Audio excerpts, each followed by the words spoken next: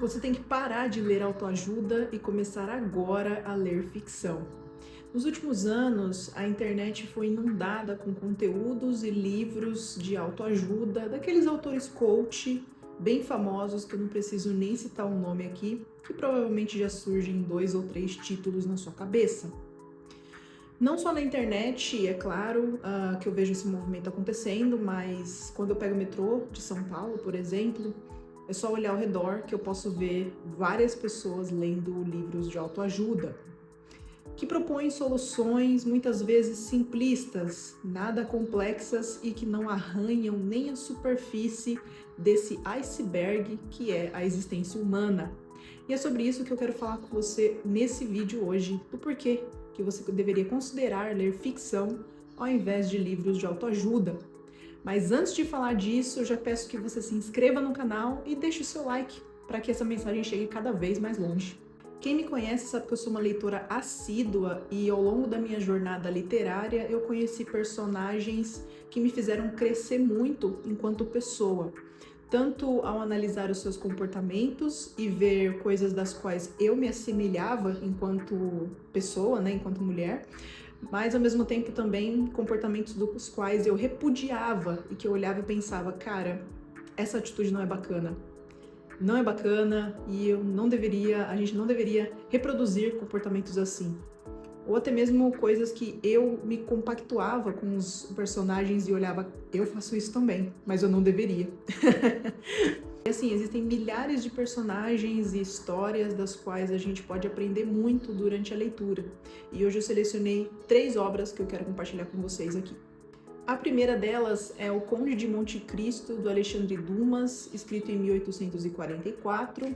Na trama, a gente vai conhecer o Edmond Dantes, um jovem marinheiro que é acusado de um crime do qual ele não cometeu. O Edmond, na verdade, ele sofre uma enrascada ali, né? Ele acaba sendo enganado e umas pessoas muito malvadas acabam acusando ele de uma situação da qual ele não é o responsável. E ele acaba preso e passa 15 anos trancafiado numa prisão, numa ilha. Lá nessa prisão, nesse encarceramento, ele vai conhecer um velho abade que vai guiar o caminho do Edmond na busca por um tesouro, né? Tem um tesouro ali muito grande do qual o abade sabe onde está, mas por estar preso, né, e chegando ao fim da vida, ele vê no Edmond uma oportunidade da qual ele não teve, de sair dali, se redimir e encontrar o tesouro. O abade vai ensinar para o Edmond coisas como história, filosofia, sociologia, matemática e até mesmo outros idiomas, tudo para complementar ali o Edmond para crescer, né, enquanto ser humano. O abade também vai ensinar ele a usar espadas, a duelar, a vencer um duelo de espadas.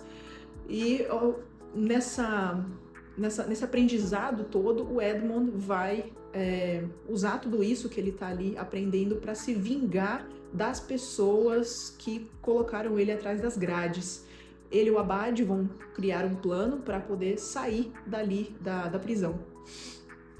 Esse livro, ele tem mais de 1000 páginas, a depender da edição que você encontrar, em torno de 1600 ou 1500 páginas.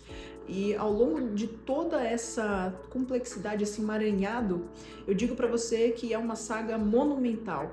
O livro fala bastante sobre coragem, honestidade, humildade, perseverança, resiliência. O Edmond vai passar muitos anos planejando a própria vingança. E quando ele sair de lá, ele ainda vai continuar buscando se vingar das pessoas que colocaram ele atrás das grades. E ele vai utilizar de toda a fortuna deixada pelo abade para, de fato, concretizar o seu objetivo.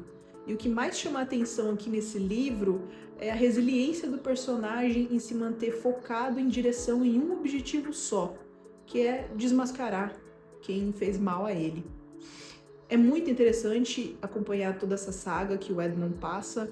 Se você sobrevive às 1600 páginas, você vai se deparar com uma história de superação muito forte, que durante as páginas não tem nenhum tipo de dificuldade na leitura, né? É um livro, apesar de grande, ele é um livro fácil de ser lido e até mesmo divertido. E em alguns momentos doloroso, porque o Edmund deixou o seu pai e uma pessoa amada lá fora, que acham que ele de fato cometeu um crime, né, e se sentem muito tristes de pensarem que não conhecem mais aquela pessoa da qual eles conviveram por muito tempo. E o Edmund também, por sua vez, se sente triste por as pessoas acharem que ele é o responsável por aquele crime. Então, por vezes é um livro triste, mas ao mesmo tempo uma história que marca muita resiliência, muita coragem e muita superação pessoal e individual, né? Eu gostei muito desse livro, eu demorei para ler, mas foi uma leitura muito interessante. O segundo livro é O Grande Gatsby, escrito pelo Scott Fitzgerald.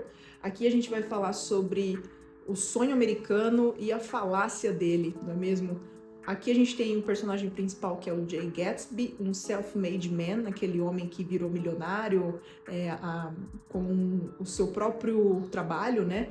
Ele ganhou muita fama, dinheiro e poder a partir do próprio trabalho. E a sua casa, ele vive numa mansão muito luxuosa, né? E a sua casa vive cheia de pessoas, ele dá muitas festas regadas a champanhe, jazz, glamour, tem carros luxuosos. E tudo isso vai ser contado, na verdade, na voz de um outro personagem, que é o Nick Carraway, um jovem estudante de origem muito humilde que vai passar uns dias na casa vizinha do Jay Gatsby.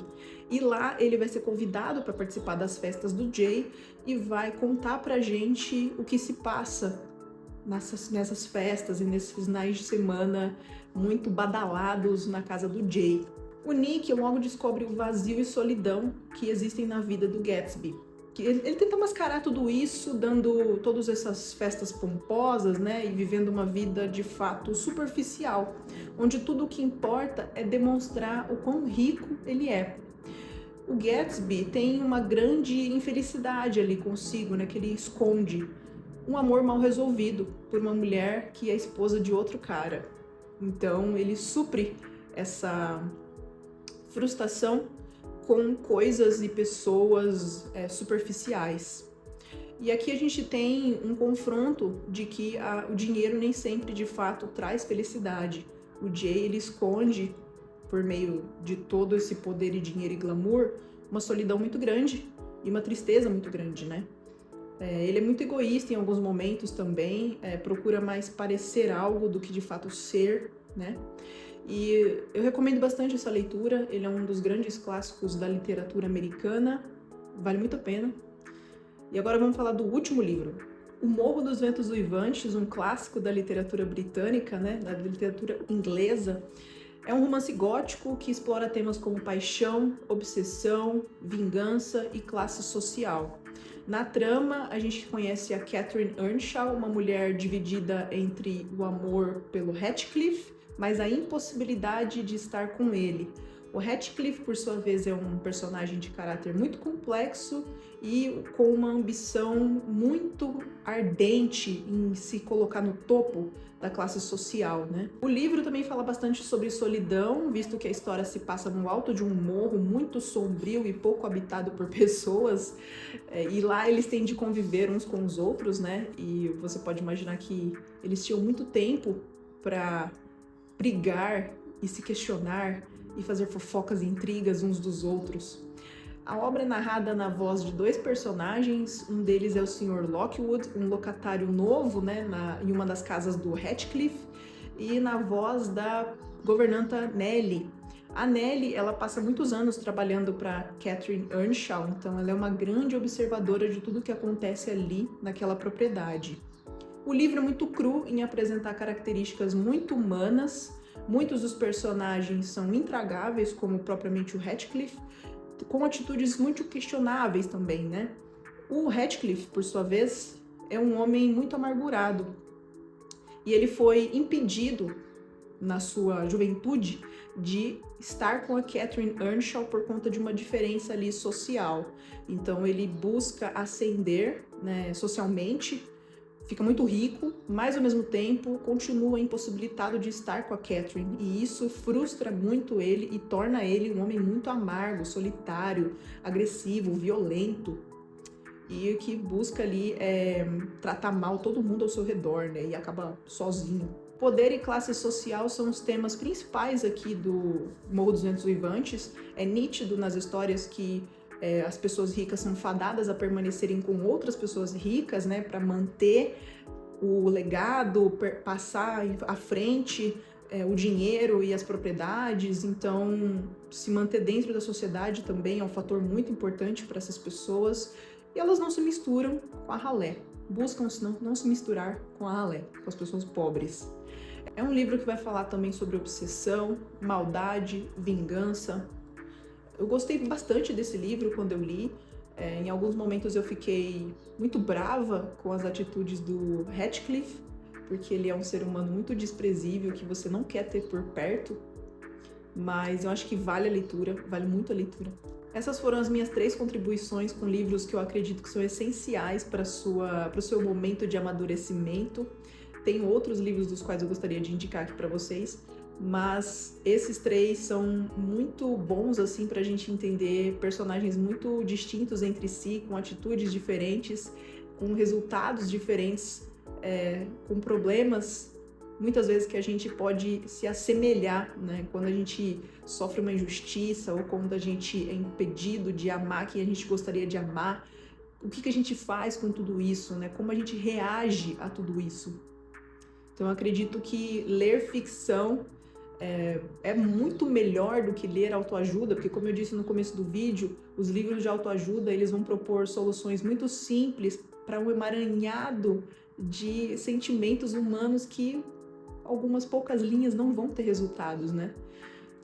Esses livros todos que eu recomendei, nem sempre eles têm um fechamento de fato, né? Mas dá para aprender muito com esses personagens, sobre o que não fazer e sobre o que fazer.